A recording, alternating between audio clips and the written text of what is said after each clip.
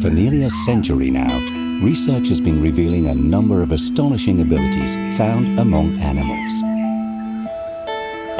We now know they use tools, remember events, know how to be cunning or sympathetic, have emotions, and laugh.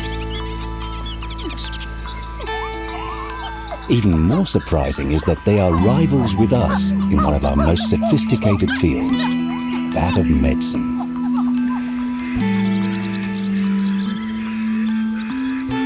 When exposed to disease or suffering from pain, animals use treatments from what they find in nature, just as we do with our medicine cabinets. They heal themselves. Only 25 years ago, the first proof that self-medication in animals actually existed was made public. Since then, this area of research has revealed ever more surprising cases. Animals have numerous strategies for preventing illness. When they do have health problems, they may also heal themselves following a treatment protocol. And all of this without having a degree or a prescription. So, where does humanity begin and animality end?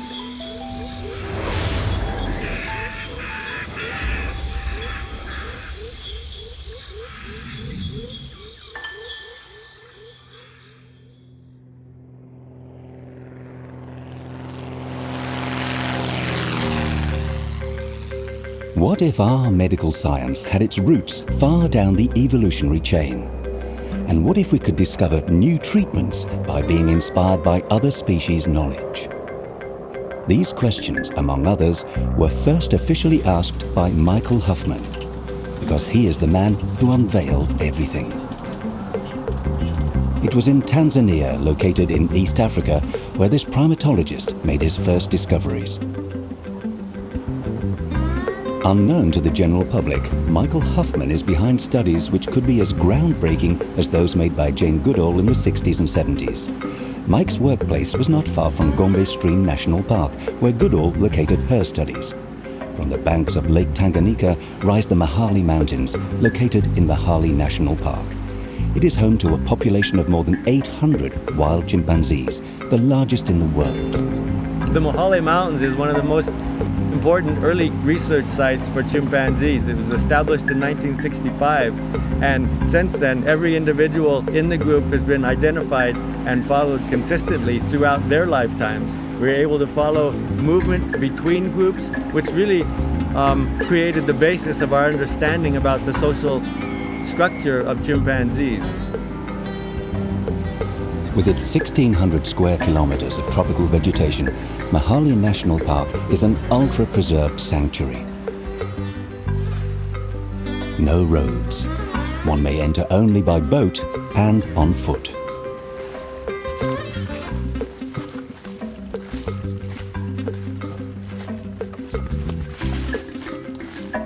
Mike was going back to the research camp where he returned annually for nearly 20 years of his life. A part of him is always here. A trunk containing clothes and a few essential tools is kept in his name.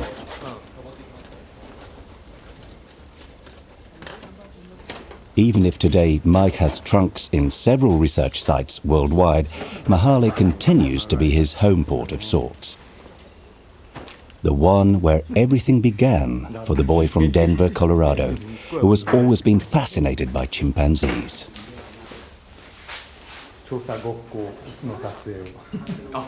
My journey to Africa to study chimpanzees began probably at the age of 3. My mother would read to me the stories of Curious George, the little chimpanzee that was captured in Africa and taken to New York.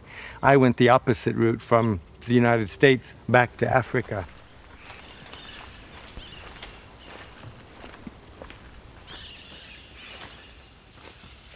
When I came to Mahale for the second time in 1987, I had designed a project to study the role of old individuals within chimpanzee societies. But it quite unexpectedly turned into what has been a career in the study of animal self-medication. When Mike first began his work on chimpanzees, animal self-medication was almost unheard of.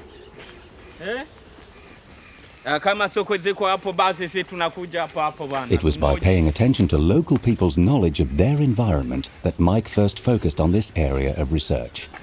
Initially, this scientist was lucky enough to work with a local game scout named Mohammadi Seifu Kalunde, who had been working with the Japanese team since the beginning of the Mahale research efforts.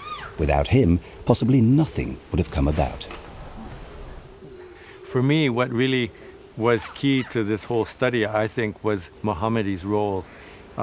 He grew up in the forest. He was trained by his father to be a hunter, so he knew the animals' habits. He could follow them very swiftly on foot. But also, he was a traditional healer, trained by his mother, his grandfather. And throughout the time of our work together in the forest, he was always teaching me about new plants that people are using as medicine. And oftentimes, the chimpanzees were also eating the same plant. As Amadou Hampati Ba so aptly said, in Africa, whenever an elder dies, a library burns down.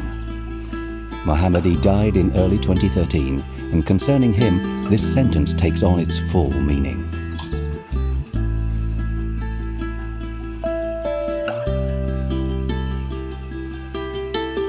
Today, it is with Moshi, one of Mohammadi's heirs, that Mike continues his research.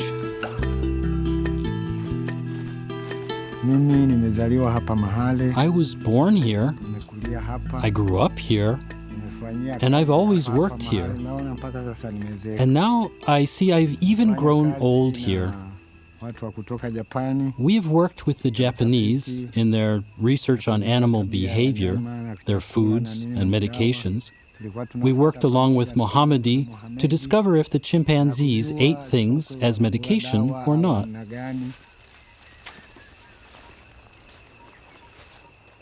This is a very important plant in the study of animal self-medication. This is called bitterleaf, or Vernonia amygdalina.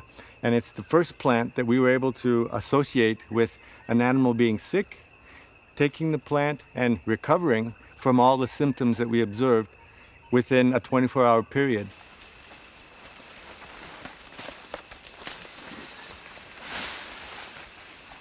Chimpanzees usually travel over very large distances in small groups of 20 to 30 individuals.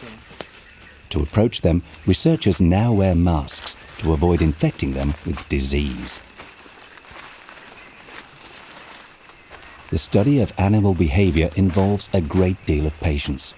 Observation days are long, often arduous.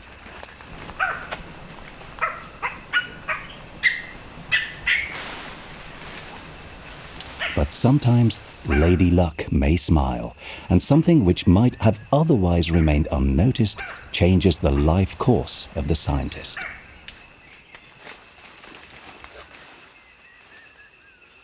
It was one day in November of 1987 that Mohammadi, my tracker at the time, and I were following a group of chimps, and Chaushiku, this adult female with a young independent infant, came in front of us and sat down and started to chew on the pith of a plant that I'd never seen them use before. So I asked Mohammadi what the plant was, and he said, we call this mujonso. This is very bitter. It's strange that she's eating it, but we've seen them eat it before. And then I asked him, does it have a use for the Watongwe? Do you use it for something? He says, yes, it's very important medicine for us.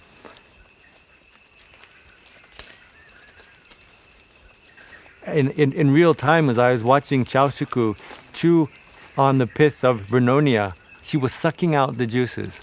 And I thought to myself, if she spits out the fibers and only takes in the juices, then that's the first clue that what she's trying to access from the plant is not nutritional. And then the light bulb clicked off above my head, and I began to think of the events leading up to that moment. And it became very obvious through the rest of the day that she was very weak, she had no appetite, she was paying very little attention to her infant, which normally she would be very mindful of. So these were all cues, all signs that suggested to me that something was wrong with Chaushiku.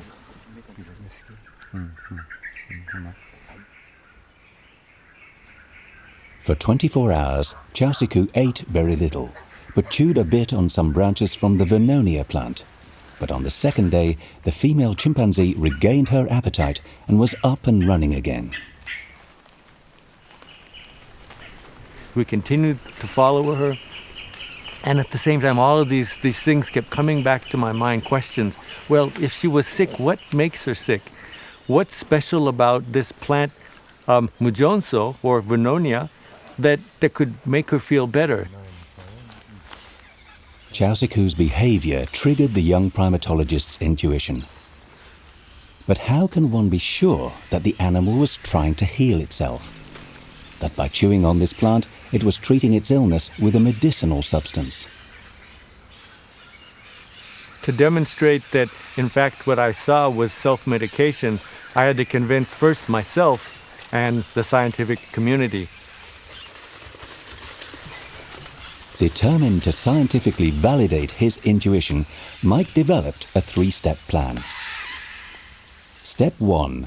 Provide evidence that Chausiku was effectively sick at the time when she consumed this plant. Step 2. Demonstrate that the supposed treatment had an effect and that she was cured of her symptoms. Step 3. Determine what medicinal substances were contained in the plant. To tell the world how chimpanzees healed themselves, the case had to be irrefutable. Michael spent 5 years bringing together enough evidence. To find his first clue, he examined the excrement from the apes which appeared to be suffering, and also observed to consume Vernonia. He took several samples and shipped these delicate packages off to Japan.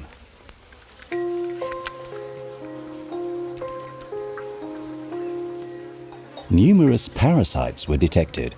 Gastrointestinal disorders were effectively a cause of their behavior. It then remained to be seen if the plant actually contained compounds that could help fight this infection.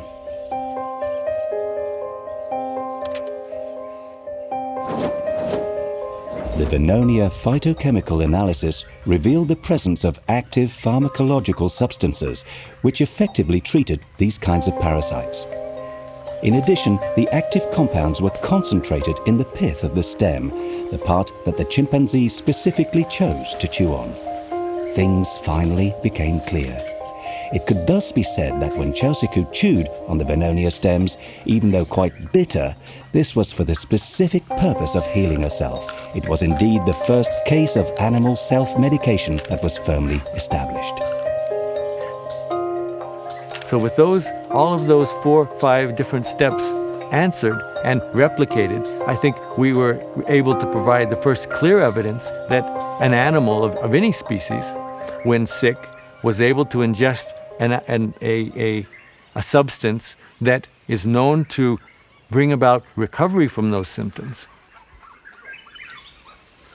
Michael Huffman's discovery had a far-reaching impact, thus raising the young primatologist to the rank of the great research pioneers.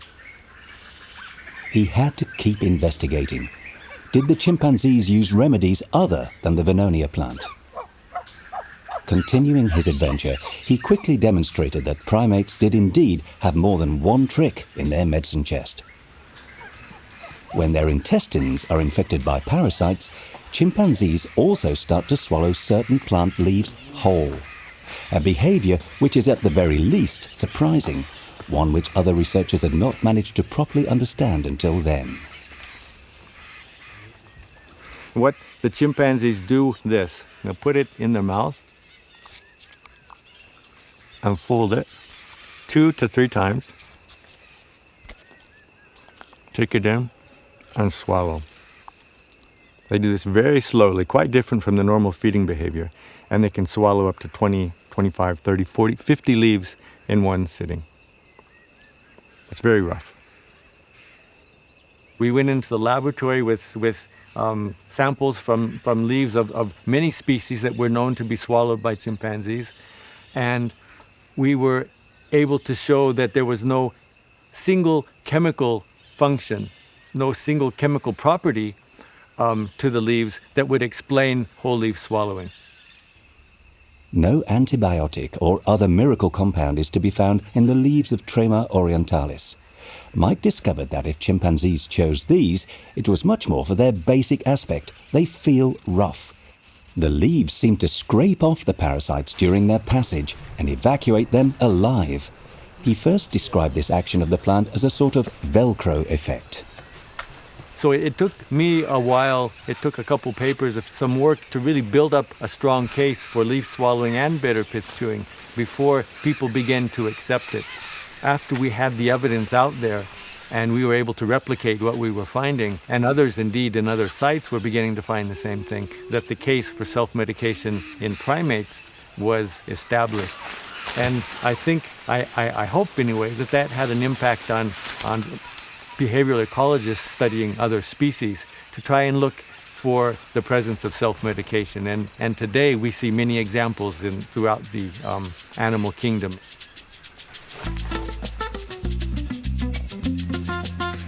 The work of Michael Huffman opened up a new field of research, which some refer to as zoopharmacognosy. Although there are only a few dozen of them worldwide, these passionate researchers report, identify, and investigate new observed cases of animal self-medication.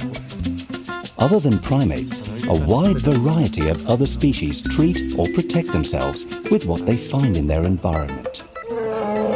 In the region of Mount Kenya, elephants treat indigestion by eating a lot of berries from the makata bush. Among rodents, the charming mange rat developed an incredible defense against its predators, whether large or small. It chews on bark from the poison arrow tree in order to extract a poison which it then spreads over its coat to kill parasites. In the event of an attack by a carnivore, the product becomes a deadly weapon that can cause a heart attack in whoever tries to take a bite. In short, it would seem that wildlife is full of doctors. Well, I think that we are ready now to accept the fact that self-medication is not some magical behavior exhibited by highly cognate animals, but it's a very basic principle for survival in the animal kingdom, whether you're a caterpillar or a chimpanzee, or indeed whether you're human.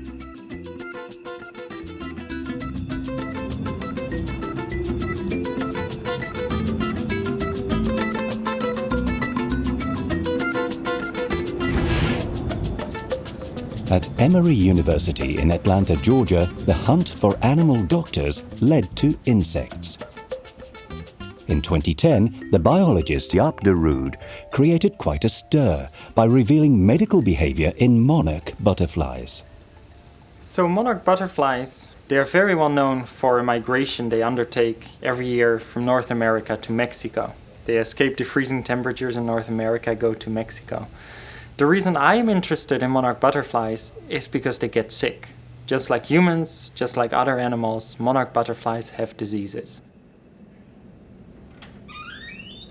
One kind of parasite in particular seems to thrive on the monarch, spreading over its wings between each scale, sometimes attaining a deadly level of infection.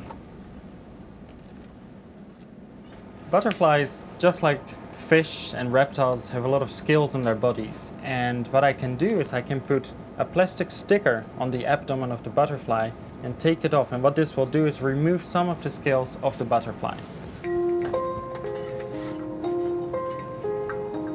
I can then look at it under the microscope. And what you can see here, interspersed amongst these scales, these small black dots, they're everywhere, thousands of them. Those are the parasites. That's the parasite that we study, called Ophiocystis electroscira. It's a protozoan parasite, a little bit like the parasite that causes malaria in humans. It's a very virulent parasite. It can kill the monarch butterflies before they become adults. It can also reduce their flight ability, make them live shorter when they are adults, and also make it harder for them to mate with their partners.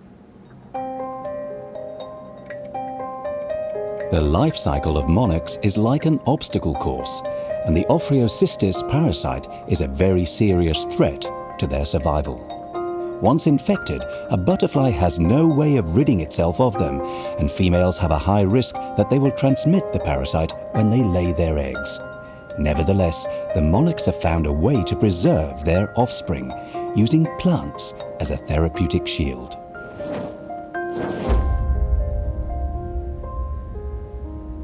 Now, monarch butterflies are specialist butterflies on milkweed plants. So monarch butterflies, what they do is they lay eggs on milkweed. The eggs hatch into caterpillars, the caterpillars eat the milkweed and then turn into a pupa. The pupa will turn into a new butterfly and the life cycle is round. There are many species of milkweed, some of which contain a very special toxic compound called cardenolide. In analysing this compound, Jaap de Roodt discovered that it could help prevent the development of the parasites in caterpillars. Could butterflies use this to free themselves from the parasite? To detect a possible self-medication behaviour, the biologist created a simple experimental setup. He exposes 2 females which are ready to lay eggs to 2 different species of milkweed: tropical milkweed, which has a very high level of cardenolides, and a swamp milkweed which contains very little. In one cage, a female infected with the parasite, in the other, a healthy female. This female carries the parasites. The one I just put in that cage does not. So our expectation is that this monarch butterfly will prefer to lay her eggs on the medicinal plant Asclepias curassavica. So I'm gonna let her loose in this cage, and after that I'm gonna leave for an hour to give her enough time to lay eggs. And then we can see if she indeed prefers the medicinal plant.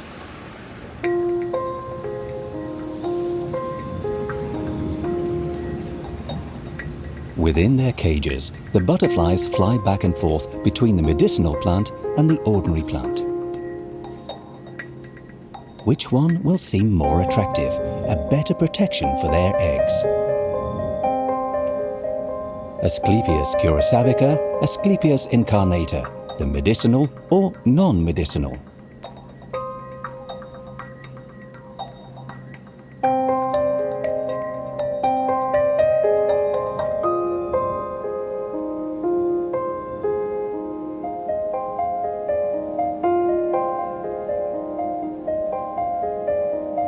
After an hour of this back and forth match, it's time to count the points.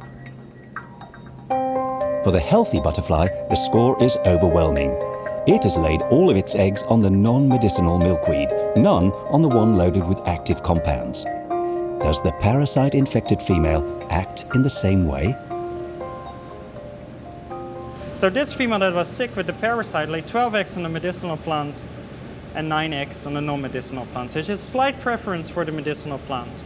Now when we do these experiments with a lot of butterflies, so we use 40 butterflies, 20 infected, 20 uninfected, we find that on average the butterflies that are infected have a strong preference for the medicinal plant. They're about twice as likely to lay their eggs on this plant than on this plant. And we don't find that preference for the uninfected butterflies. Thus, in the monarch butterfly, sick females behave differently from others. And the most amazing aspect is that this behavior of self-medication is transgenerational.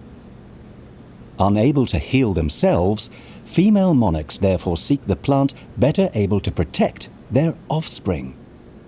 When we look at these 2 species, they look very similar.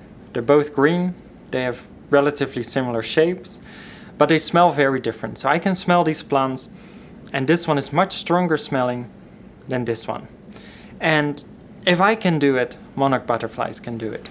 So our hypothesis is that the monarchs can smell and taste which plant is more medicinal than others.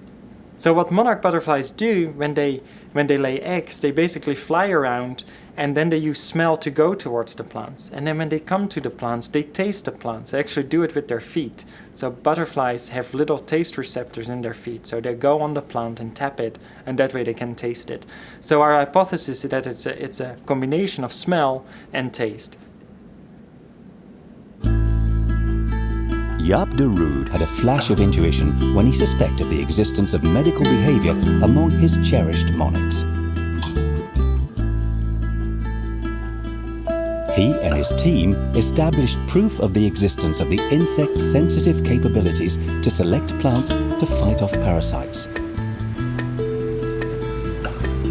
Animals in their prime seem to be able to respond to a number of different diseases. Parasite infection is a reoccurring theme throughout the animal kingdom, and perhaps the butterfly and other insects are one of the earliest examples of animals using plants to control parasite infection.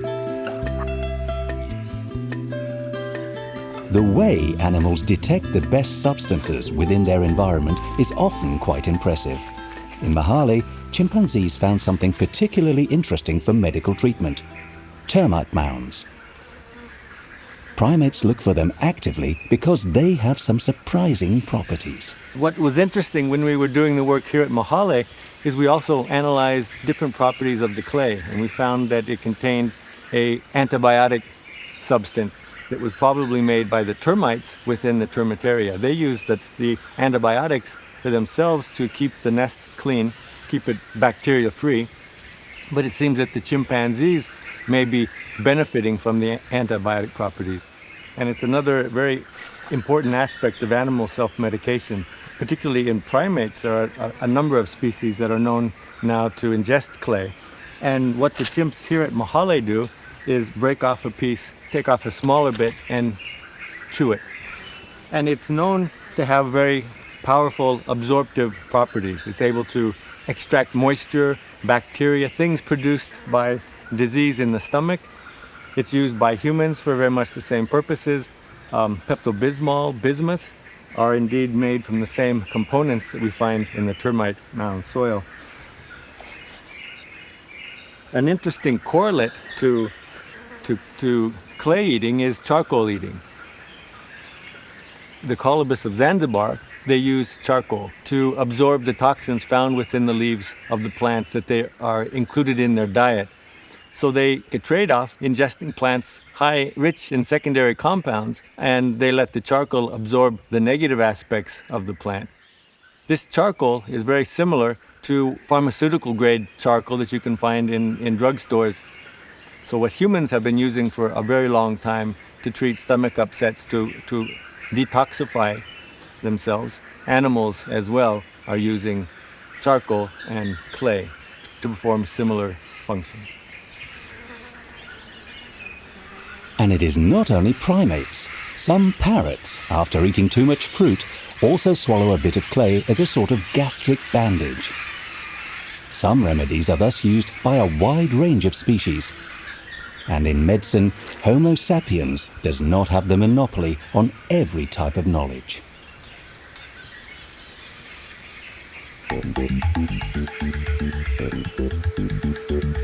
The lemurs of Madagascar have made use of some unusual properties of this millipede. They bite it to extract a toxic substance and then smear their fur with it. They are thus protected from insects and parasites. The Asian two-horned rhino uses bark from a mangrove tree, which prevents infections in its urinary tract due to the high concentration of tannins, which turns its pee bright orange. Even stranger, in Mexico City, several kinds of birds living in the city gather cigarette butts and give them a place of honor in their nest, the nicotine likely to be something which eliminates parasites. This compulsion to garnish their nest is shared by many birds, and the explanations are quite scientific. One case like this has been patiently studied in Corsica. It's springtime in the valley of Fango near the village of Galleria. The blue tits, in the middle of their reproduction period, are busy, scrambling about, hyperactive even. Females guard their nests with a tireless determination.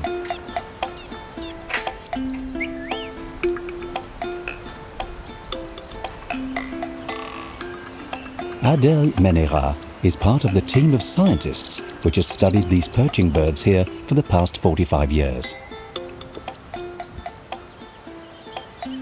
In the 416 nesting boxes, each animal is weighed, measured, listed, ringed and tested throughout its lifetime.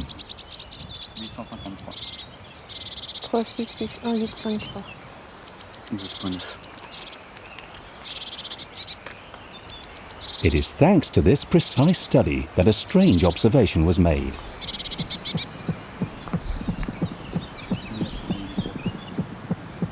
The story begins in 2007, when scientists first noticed the presence of many aromatic plants in the nests. Their attention was intensified by the reappearance of these same plants after they were removed.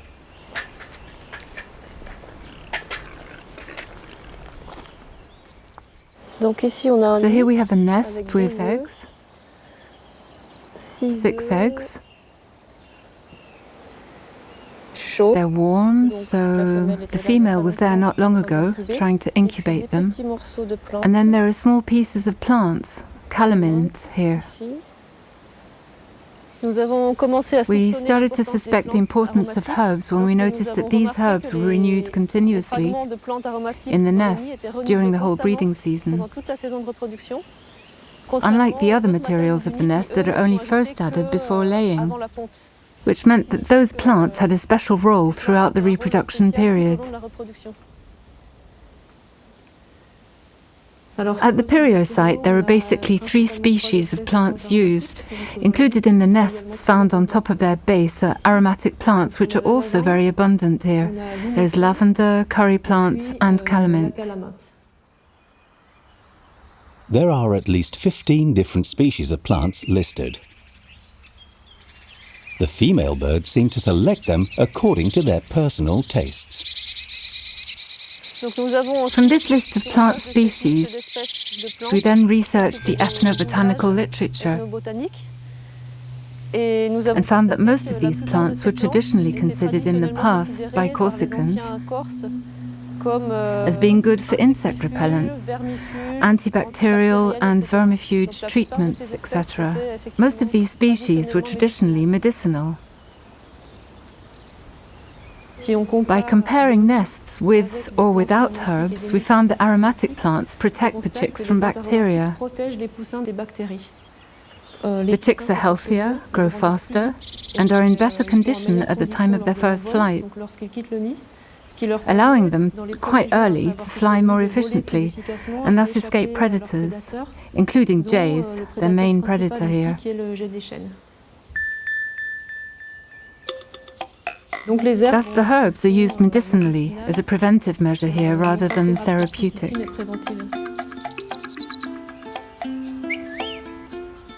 Disinfecting nests, clay or charcoal ingestion, a repellent coating, targeted medication.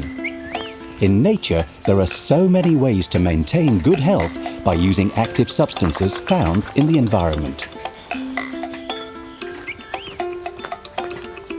Thus, one question arises more and more insistently. How can we interpret the intelligence behind these behaviours? Unravelling how much is innate or acquired, how much is conscious or automatic, really proves to be quite complicated.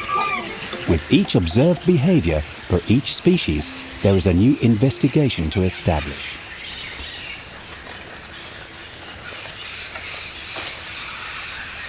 Living in Mahale for the past year, Takuya Matsumoto is a young researcher from the Laboratory of Human Evolution Studies at Kyoto University, the same place where Michael Huffman also did his graduate studies. Like him, he is interested in understanding the learning mechanisms involved concerning medicinal plants used by chimpanzees. Does this process occur throughout childhood or at a specific period during growth? Is it the mother who does the teaching, or are others involved? The observations of young chimpanzees may help me to understand this. Is it the mother who does the teaching, or are others involved? The observations of young chimpanzees may help me to understand this. するということで学習していくと思うんだけど、囲碁ゴーラとか。赤ん坊って結構何でもかんでも口に入れたりとか、試して食べたりとかっていうことがあるんで、ありますね。はい。ムジョンソンもやっぱり例外ではなくて、食べる場面はやっぱり見れますね。ムサっていう昔オスがいたんだけど、ムサと一緒に行動してたけど、ムサはすごい病気でもその1ヶ月後死んだけど、ムジョンソンの葉っぱも食べようとしたりしたぐらいだけど、髄を食べてで落としてでショーパンが近寄って口に入れようとしたらチャオシクが髄の上を踏んだ。子供が口に入れないように逆にしてたんだよね。そうですか。だから病気になって使った時は何歳ぐらいになるか。それがなかなか難しい。Social learning plays a major role for chimpanzees, but further research and experiments are needed to understand how young primates come to use medicinal plants wisely. At the other end of the evolutionary tree, in butterflies, it is an entirely different story. Derived from the very strong interactions between the insect and plants, the behavior of self-medication in the monarch may be genetically programmed. In monarch butterflies, there is no learning in terms of this behavior. For this, we really believe it's an innate mechanism, because the problem with the learning in this case would be that by the time they have laid eggs, it takes several weeks for those eggs to develop into caterpillars, several weeks till they turn into adult butterflies, and by that time, the butterfly that laid the eggs is no longer there. They can never determine what their choice actually did to the offspring. So they cannot learn from experience. So we really think it's an innate mechanism whereby the monarch butterflies that made the right choices when they were sick obtained higher numbers of offspring that would survive and thereby pass on the genes that regulate that behavior, so that the medicinal behavior actually spreads in the population. However, let's not generalize about all insects. We now know that some are capable of rather complex learning. If paper wasps have developed an ability to recognize the faces of their colony partners individually, then anything is possible. Birds who plan ahead to disinfect their nest, one might be tempted to attribute a certain intelligence, especially since in recent years we've reconsidered their mental abilities as being quite high. Parrots already use complex reasoning, and magpies recognize themselves in mirrors. If the learning capacity of animals is a genuine fact, why not use those abilities, helping them learn to treat themselves? In the plains of Utah, an experimental sheep ranch welcomes a colony of Caprini ruminants of the genus Ovis. In short, sheep. That idea that, particularly sheep, but even in general ruminants that are like, dumb animals that unable to make any kind of association, that they will eat like lawn mowers, essentially anything that they had in front of them. Basically, that idea came down to the realization that these animals are really gourmets, basically, when it comes to food, because they can discriminate different flavors and then associate those flavors with either positive effects, like be nutrients, or negative effects, toxins. Juan Villalba, specialist in animal nutrition, has decided to encourage the development of medical know-how of this species, which is too often underestimated. He has implemented an ambitious protocol of Michael Huffman's, applying the results of basic research to the field of animal husbandry. In intensive livestock production, farmers treat animals primarily with antibiotics, which for both men and animals can be dangerous.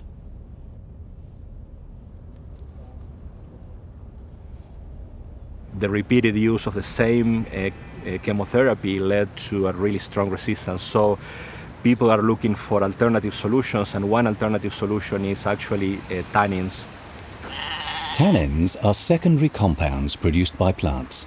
They may have adverse gastrointestinal effects, but at the right dosage, they may also be beneficial to ruminants in reducing the number of parasites in their body. At the beginning of Juan Villalba's experiment, the sheep did not know how to balance these compounds wisely. Even when sick, they avoided eating preparations made with tannin. But the researcher attempted something new, teach them the benefits of these compounds. He selected a few sheep suffering from parasitic infections and fed them exclusively with a specific food containing tannin supplements. During this preparation phase, the sheep experienced relief from their ailments, and it would seem that they must have learned their lesson. Juan determined this by subjecting the same animals to situations where they could make a choice. So then what we did is just feed these choices to the animal. And of course we have different numbers of animals receiving this choice of the food with or without tannins, and then we allow the animals to make a decision. So normally what they do is they will prefer the non-tannin containing food, but when they have parasitic load, they will increase the intake of the red box, which has the mixed condensed tannins in it. So that's and it's not that they form a preference for the tannin containing rations, but the important thing is that they increase the proportion of the tannins in the ration. These results suggest that sheep can draw lessons from their experience and are perhaps aware of the beneficial effects of certain foods on their state of health. They are then able to make an appropriate choice. The scientists taught them to practice a form of therapeutic self-medication.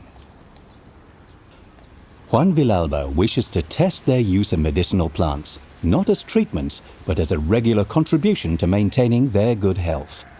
It is now clear that when they are out in pasture, which contains a wide variety of plants, his sheep will be able to choose a custom-made diet which would help them prevent disease. No more antibiotics needed. Prevention could become a very powerful tool. We now know that animal doctors perpetually combine several complementary methods of prevention and cure. Now I think today our understanding of self-medication is based on approximately 3 different levels. One is first to avoid becoming sick, avoiding contact with pathogens. And the second level, I think, is just a good diet. It's a concept that I've borrowed from the human studies of plant use, and I call it medicinal foods. We found with the chimpanzees here at Mahale that about 15% of the diet contains plants that have known antiparasitic activities. The third level is the actual medication, using something that will actually target a disease once it has become uncontrollable, once your immune system is no longer able to cope with it, for example. And if you can do that, you're well on your way to maintaining homeostasis in your health. In animals, the preventive aspect seems to be just as important as implementing a treatment. In humans, modern medicine has virtually reversed the trend. It has become ultra-specialized in the development of curative drugs. But what about our distant ancestors? Fossils reveal very little. We only know that Homo erectus, around 370,000 years ago, already practiced some form of pharmacology. Traces of privet, a shrub that has no food quality, were indeed found in feces at Bilzingsleben in Germany. Our ancestors must have used this plant for digestive disorders and dermatological problems. Everything that is today developed into capsules, pills, and other pharmaceutical preparations often go back to sources of ancient knowledge. By working closely with traditional healers in the Mahale region, Mike could analyze their methods and trace the source of some of their treatments. He was able to establish links between the human and animal forms of medicine. In the early days, one thing that really was exciting for me was this very tight correlation between what the chimpanzees were eating and what humans were using locally in the forest to treat very similar symptoms, and to have a recovery rate very, very much the same. Mike concluded that our ancestors probably discovered part of their remedies by observing animals. Like a forensic scientist, he needed proof. Mimi naitwa Mike. Mike ndio. Jina yako ni? Mimi naitwa Pili. Pili? Haya. Leo sisi tulifika kuamba kufundisha mimi kazi ya mjonzo. Tumia kama dawa, yani ile inaua minyoo.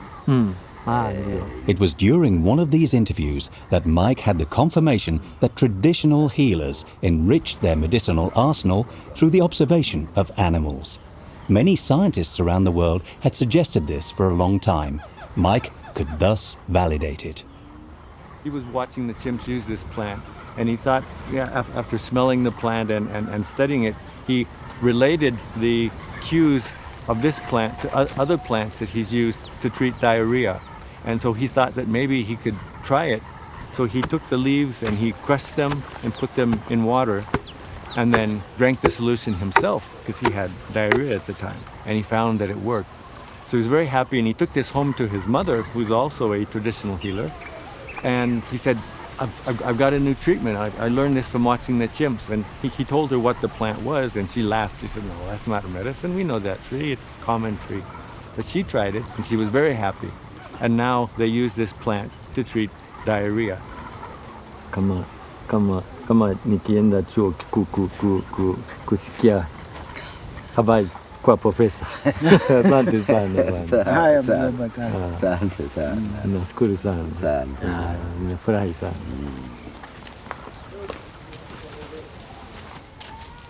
Before Mike's work, science had not officially recognized the self-medication of animals using plants. Whereas for native populations, this link with animals has always existed. The Watongwe, for generations and generations, have known that when animals are sick, they would ingest things that would make them better. So it was a very humbling experience at that time, about 10 years into the study, for me to realize that Mohammadi and his family had known what I had just rediscovered for a very long time. Recent research shows that Vernonia magdalena, the famous Majonso the Watongwe healers use, indeed has a powerful effect on malaria. It may neutralize resistance developed by some parasites and thus lead to new and inexpensive therapeutic approaches. But that is not all. This bitter leaf plant could be used to fight cancer. Between the virgin forest of Mahale and the ultra-modern Oncopole of Toulouse, the distance may not be all that far. For Bruno David, chemical specialist of plants and researcher of natural substances, the work of Michael Huffman on Vernonia has been crucial.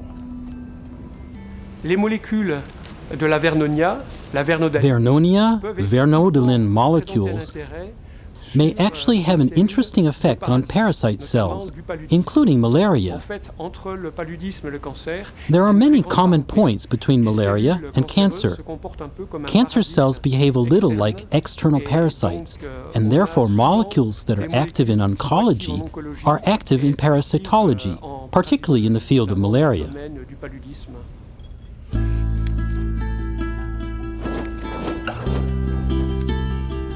What we've established so far is the activity Vernodilin has on tumor cell cultures, in this case, breast cancer cells.